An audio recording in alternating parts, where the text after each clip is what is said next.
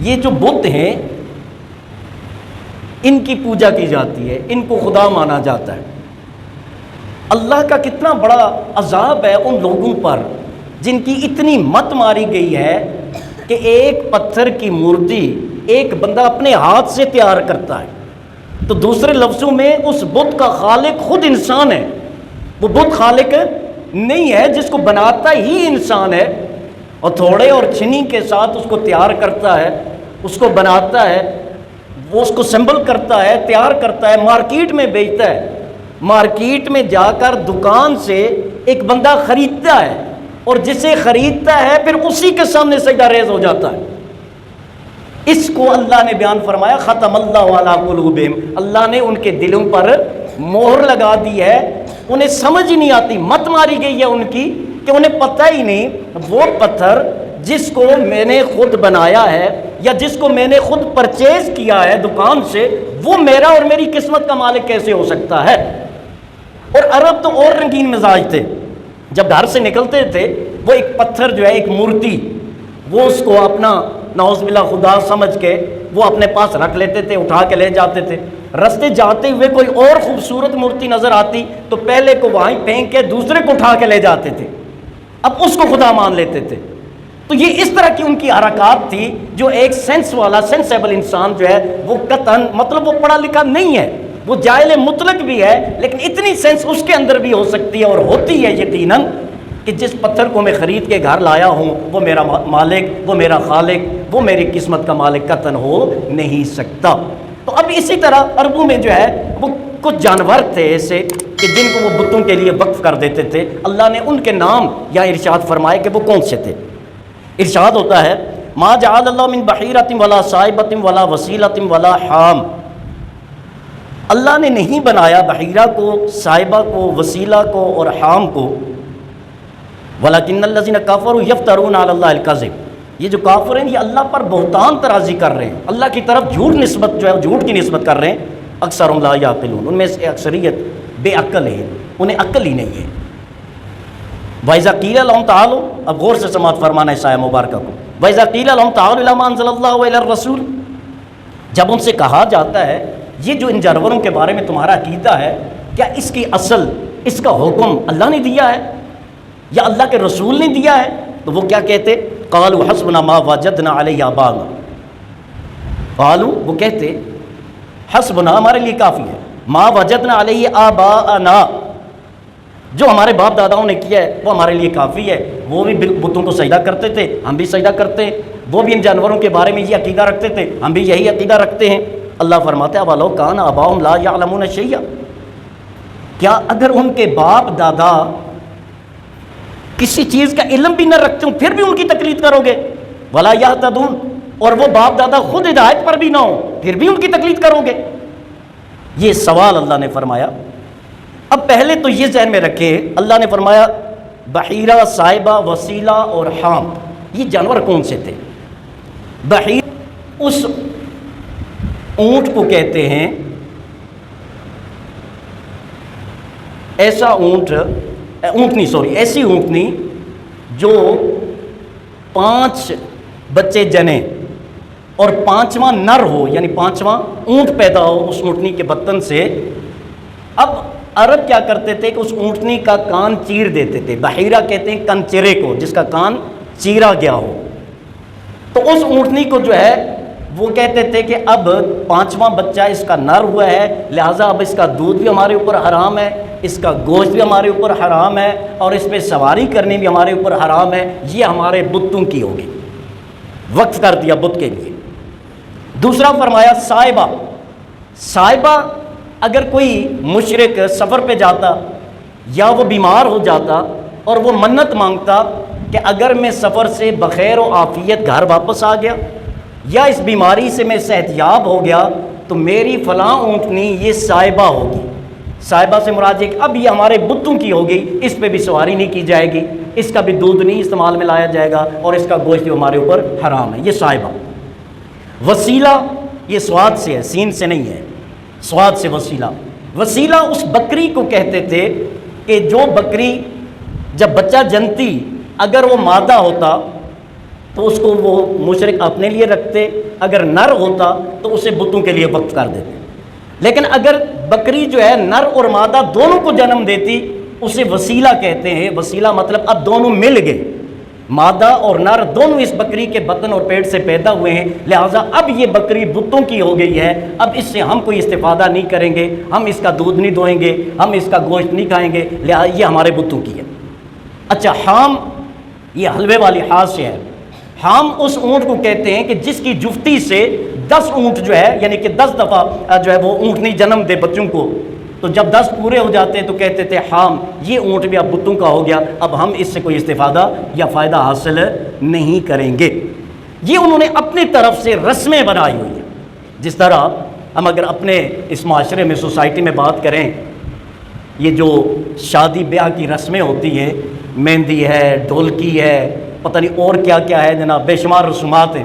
تو جب سوال کیا جائے یہ کیوں کرتے ہو، شریعت میں تو ایک نکاح ہے اور ایک ولیمہ ہے جو سنت ہے، یہ باقی کہاں سے آیا؟ تو والدین عموماً ایک جواب دیتے ہیں، بچوں کی خوشی ہے. ایسا یا نہیں؟ جواب کیا ملتا ہے؟ بچوں کی خوشی. بھائی بچوں کی خوشی میں اللہ کو ناراض کرو گے؟ اب غور کریں نا، ایک طرف میرے بچوں کی خوشی ہے، ایک طرف میرے رب کا حکم ہے، تو مجھے کیا کرنا چاہیے؟ بچوں کو خوش کرنا چاہیے یا اللہ کو خوش کرنا چاہیے؟ تو اللہ کو خوش کرنا چاہیے. تو اگر پوچھا جائے بھائی یہ کر کیوں رہے ہو، کوئی دلیل ہے؟ تو جواب کیا ہوگا؟ میرپور میں سارے حضرات شادیاں ایسے ہی کرواتے ہیں، اس کے علاوہ کوئی دلیل ہے؟ شریعت میں تو کوئی دلیل نہیں، قرآن میں کوئی دلیل نہیں، حدیث میں کوئی دلیل نہیں. آقا نے ارشاد فرمایا کہ ایک تو نکاح کا اعلان کرو، کیونکہ النکاح فارق بین الزنا، یہ فرق کرتا ہے زنا میں اور حلال میں. اس کا اعلان کرو کہ سب کو پتہ چل جائے. نکاح جو ہے وہ پڑھانا یہ کیا ہے؟ یہ لازمی ہے. اس میں کیا ہے؟ مہر لازمی ہے، گواہ لازمی ہے اور ایجاب و قبول لازمی ہے. یہ 3 چیزیں. خطبہ سنت ہے اور ولیمہ کیا ہے؟ یہ سنت میں آ جاتا ہے. یہ سارا پروسیس ہے شرعی نکاح کا. ہم نے کیا کیا ہوا ہے؟ اس کو اتنا مشکل کر دیا ہے کہ اس کے مقابلے میں زنا انتہائی آسان ہو گیا. وجہ کیا ہے کہ اگر شادی کرنی ہے تو 3-4 تولے سونا آپ نے دینا ہے. یہ تو لڑکے والوں پر بوجھ آ گیا، اور آج میرا خیال ہے پتہ نہیں 2 لاکھ سے اوپر ہے غالباً سونا جو ہے وہ 1 تولہ. اگر وہ اس کے حساب میں لگائے، اب بیچارے وہ وہاں سے ارینج کریں گے. میں یہ عیاش طبقے کی بات نہیں کر رہا ہوں، موسٹ رچ طبقے کی بات نہیں کر رہا ہوں، میں اس طبقے کی بات کر رہا ہوں جو اکثریت میں ہے، تقریباً 90% ہے، میں اس کی بات کر رہا ہوں. اب وہ بیچارہ 6-7 لاکھ کا سونا زیور کا اہتمام کرے گا، پھر ایک بڑے ہال کو آرگنائز کرے گا جس کو جو ہے 2-3 لاکھ روپیہ اس پہ لگ جائیں گے، پھر جو ہے وہ 1-1.5 لاکھ کا جو ہے وہ لہنگا اور پتہ نہیں کیا کیا وہ کرے گا. وہ تو 15-20 لاکھ پہ گیا. اب اس لڑکے کی آنے والی زندگی قرض ادا کرنے میں گزرے گی. اب اس کے مقابلے میں زنا اور یہ بدی اور برائی یہ انتہائی آسان ہے. تو اگر پوچھا جائے ایسا کیوں کرتے ہو تو جواب ملتا ہے اس سوسائٹی میں رہنا ہے، فلاں رشتہ دار نے اتنا خرچہ کیا تھا، فلاں نے اتنا خرچہ کیا تھا، فلاں کے بیٹے کی یا بیٹی کی شادی میں تو وزیر اعظم بھی آیا تھا، میں اگر وزیر اعظم نہیں لا سکتا تو موسٹ سینئر وزیر کو تو آنا چاہیے. یہ ہماری صورتحال ہے. تو اللہ تبارک تعالیٰ نے فرمایا کہ میرے محبوب ان سے پوچھو، یہ جو کنچرا اونٹ ہے، یہ جو صاحبہ اونٹنی ہے، یہ جو حام اونٹ ہے، یہ جو وسیلہ بکری جس کو آپ کہتے ہیں، اور ان کو بتوں کے لیے وقف کرتے ہو، کیا اللہ کی طرف سے کوئی دلیل ہے تمہارے پاس؟ کیا نبی نے کوئی ارشاد فرمایا تمہارے پاس؟ اب ان کا جواب کیا ہے؟ جواب بڑے مزے کا وہ دیتے ہیں. وہ کہتے ہیں بھائی نہ قرآن میں دلیل ہے، مانتے ہیں، نہ حدیث میں دلیل ہے، یہ بھی ہم مانتے ہیں. اور بھائی پھر تم ایسا کیوں کرتے ہو؟ جواب دیتے ہیں حسبنا ما وجدنا علیہ آباءنا. بھائی ہمارے باپ دادا ایسا کرتے تھے، ہمارے باپ دادا ایسا کرتے تھے. میں نے ابے کو دیکھا، دادے کو دیکھا، پردادے کے بارے میں سنا، وہ سارے ایسا کرتے تھے، سو میں بھی ایسا کرتا ہوں. اب دوسرے لفظوں میں وہ کہنا کیا چاہ رہے ہیں؟ ہمیں اللہ اور اللہ کے نبی کے حکم کی پرواہ نہیں ہے، ہم نے وہ کرنا ہے جو ہمارے باپ دادا کرتے آئے ہیں. یہ ان کا جواب. اب اللہ نے سوال کیا، محبوب ان سے پوچھئے تو صحیح، کیا ان کے باپ دادا کوئی عالم تھے؟ ان کے باپ دادا کوئی مفتی تھے؟ ان کے باپ دادا کوئی مفسر تھے؟ ان کے باپ دادا کو قرآن بھی پڑھنا آتا تھا؟ یہ سوال ہے. اللہ فرماتا ہے اے محبوب ان سے فرمائیے اولو کان آباؤہم لا یعلمون شیئا، وہ ان کے آباء و اجداد کسی چیز کا علم ہی نہیں رکھتے تھے، پھر بھی ان کی اقتدا کرو گے؟ اقتدا یہ بڑا اہم چیپٹر ہے، اس پہ آپ غور اور فکر فرمائیں گے۔ انہیں اگر کوئی علم ہی نہیں تھا، باپ جاہل مطلق، دادا جاہل مطلق، باپ کو قرآن نہیں آتا، دادا کو قرآن نہیں آتا، اور آپ کو قرآن آ رہا ہے، اب قرآن کو ایک سائڈ پہ رکھتے ہیں، بات باپ اور دادا کی مانتے ہیں، وَلَا يَعْلَمُونَ شَيْئًا، ان کو تو کچھ آتا ہی نہیں تھا، پھر ان کی بات کس طرح؟ اچھا پھر ارشاد پر، اچھا جی کیونکہ علم کا نہ ہونا یہ برائی نہیں ہے، کیوں؟ یہ علم میرے رب کی تقسیم ہے، جس کو عطا فرمائے۔ ہر بندہ عالم نہیں بن سکتا، ہر بندہ مجتہد نہیں بن سکتا۔ اگر ہر بندہ عالم اور مجتہد بن سکتا تو اس وقت میں اس ممبر پہ بیٹھ کے آپ کے سامنے گفتگو نہ کر رہا ہوتا۔ آپ میں سے ہر بندہ ایک جمعے کو ایک جو ہے خطبہ ارشاد فرما دیتا، دوسرے کو دوسرا، تیسرے جمعے پہ تیسرا بندہ۔ لیکن اللہ نے فرمایا تم میں ایک امت ہونی چاہیے جو جائے، علم حاصل کرے، علم حاصل کر کے واپس آئے اور پھر اپنے لوگوں کو تبلیغ کرے۔ وَلْتَكُن مِّنكُمْ أُمَّةٌ، تم میں سے ایک گروہ ہونا چاہیے، ایک جماعت ہونی چاہیے۔ تو فرض علم حاصل کرنا ہر بندے، ہر مسلمان اور مرد عورت پر کیا ہے؟ فرض ہے۔ وہ کون سا علم ہے؟ حلال کا، حرام کا، جائز کا، ناجائز کا، نماز ہے، زکوٰۃ ہے، حج ہے، طہارت ہے، عبادات ہیں، معاملات، یہ بیسک جو نالج ہے، علم ہے، یہ حاصل کرنا ہر مسلمان مرد اور عورت پر فرض ہے۔ تفسیر پڑھنا، احادیث کی شروحات پڑھنا، تحقیق کرنا، مجتہد بننا، مفتی بننا، خطیب بننا، یہ ہر ایک پر فرض اور لازم نہیں ہے۔ کچھ لوگ بھی اگر ہوں گے تو سب کے طرف سے یہ جو ہے فریضہ ادا ہو جاتا ہے۔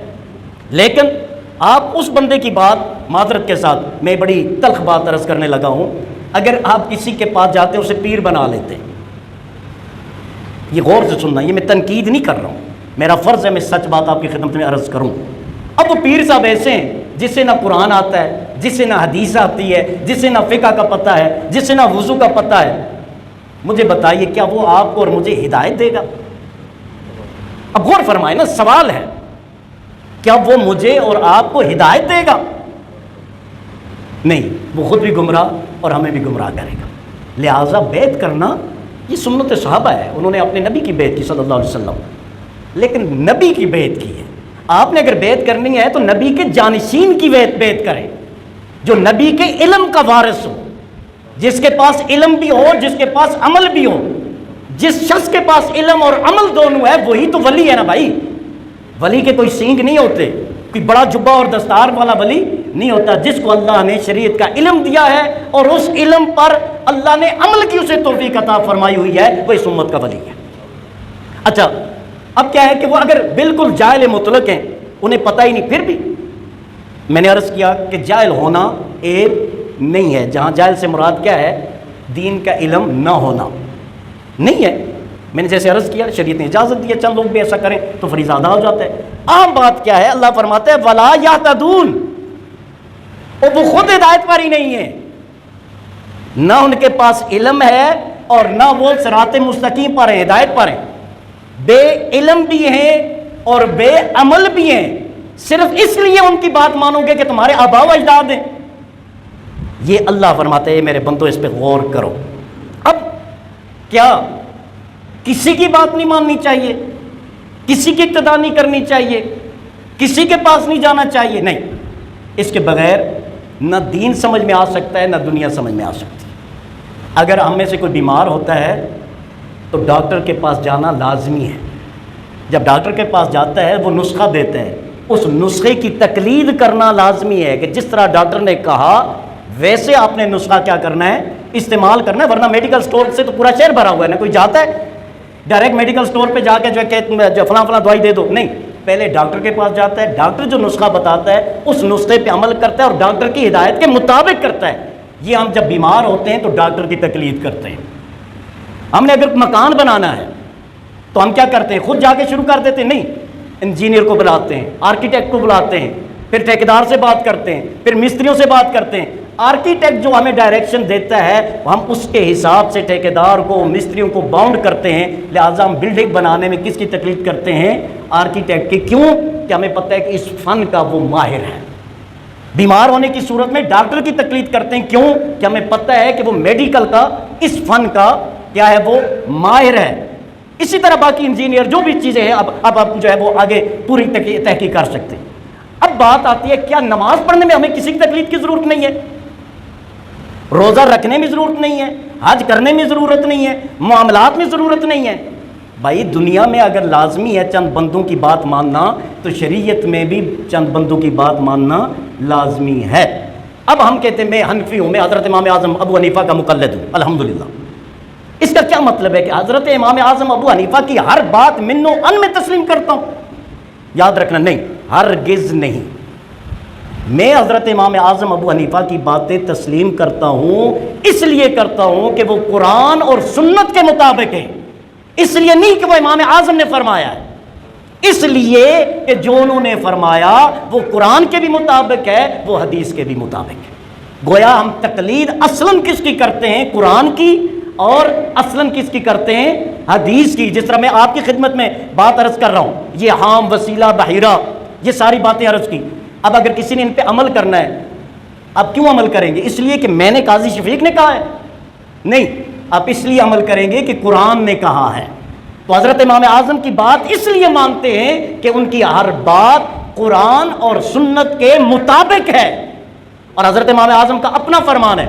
آپ نے ارشاد فرمایا، اگر کسی کے دل میں کوئی خلش ہو، میں عرض کر رہا ہوں، حضرت امام اعظم ابو حنیفہ نے رضی اللہ تعالیٰ عنہ نے ارشاد فرمایا، اگر میرا کوئی قول، میرا کوئی فعل، میرا کوئی فتویٰ ایسا آئے کہ جس کے خلاف حدیث آ رہی ہو، جو حدیث کے خلاف آ رہا ہو، جو قرآن کی آیت کے خلاف آ رہا ہو، اترکو، اس کو ترک کر دو، وَعَمِلُوا عَلَى الْحَدِيثِ وَالْقُرْآنِ، اور حدیث اور قرآن پر عمل کرو۔ تو یہ سارا جھگڑا ختم ہو جاتا ہے۔ اب کن آباء و اجداد کی تقلید کرنی چاہیے؟ ان کی جو علماء میں سے ہیں، جو ہدایت پر ہیں، اور یہ قرآن ہمیں ارشاد فرماتا ہے، اہدنا الصراط المستقیم، ہر نماز میں پڑھتے ہیں، دعا کرتے ہیں، یا اللہ مجھے سیدھی راہ پر چلا۔ آگے فرمایا، یہ نہیں فرمایا کہ قرآن کا رستہ، حدیث کا رستہ، نہیں، غور فرمائے، میرے رب نے الفاظ کا ارشاد فرمائے، صراط الذین انعمت علیہم، یا اللہ ان لوگوں کے رستے پہ مجھے چلانا جن پر تو نے انعام کیا، لوگوں کے رستے پہ چلانا۔ اب کسی کے رستے پہ تب چلو گے کہ آگے وہ چل رہا ہے، پیچھے آپ جا رہے ہیں، اسی کو تو تقلید کہتے ہیں، کہ آپ ایک آگے جا رہا ہے، پیچھے آپ جا رہے ہیں، اور وہ آپ کو پتہ ہے کہ جدھر یہ جا رہا ہے منزل ادھر ہی ہے۔ یہ نہیں کہ آپ نے ٹکٹ لیا ہوا ہے پشاور کا اور گاڑی جو جا رہی ہے لاہور، اس پہ بیٹھ جائیں اور کہنی ڈرائیور بہت اچھا ہے اس لیے میں نے اسی پہ بیٹھنا۔ بھائی منزل پہ ہی نہیں جا رہا، ڈرائیور اچھا ہے تو ہوگا، لیکن جو پشاور جا نہیں رہا اس گاڑی پہ مجھے بیٹھنا نہیں ہے۔ تو وہ قائد، وہ جو ہے سالار کارواں، جس کی منزل گنبد خضرا ہے، اس کے ساتھ لگ جاؤ، وہ تمہیں منزل تک پہنچائے گا۔ اور جس کی گاڑی تو بہت اچھی ہو لیکن منزل جہنم کی طرف ہو، وہ کتنا مرضی اچھا ہو، اس کی طرف جانے کی ضرورت نہیں ہے، کیونکہ سفر تو آرام دہ ہوگا لیکن منزل بڑی خطرناک ہوگی۔ تو حضرات محترم، تقلید یا کسی کی اتباع کرنا وہ صرف اس لیے جائز ہے کہ وہ تقلید اور اتباع سنت رسول کریم صلی اللہ علیہ وسلم اور قرآن مجید فرقان حمید کے تابع ہو، اس کی اتباع۔ جس طرح آپ مجھ سے مسئلے پوچھتے ہیں، کیا میری تقلید کر رہے ہیں؟ نہیں، آپ کو مجھ پہ، میرے بارے میں حسن ظن ہے کہ یہ جو مسئلہ بتائے گا یہ قرآن اور سنت کے مطابق ہوگا، اور جس کو لگے کہ میں قرآن اور سنت کے مطابق نہیں بتا رہا، وہ اگر مجھ سے پوچھے گا تو وہ مجرم ہوگا۔ کیونکہ سب سے پہلے یہ کلیئر کرنا ضروری ہے کہ جس کے پاس میں جا رہا ہوں وہ خود کتاب اللہ کو اور سنت رسول کو جانتا بھی ہے یا نہیں۔ اللہ تعالیٰ سے دعا ہے ہم سب کامیاب ناصر ہوں۔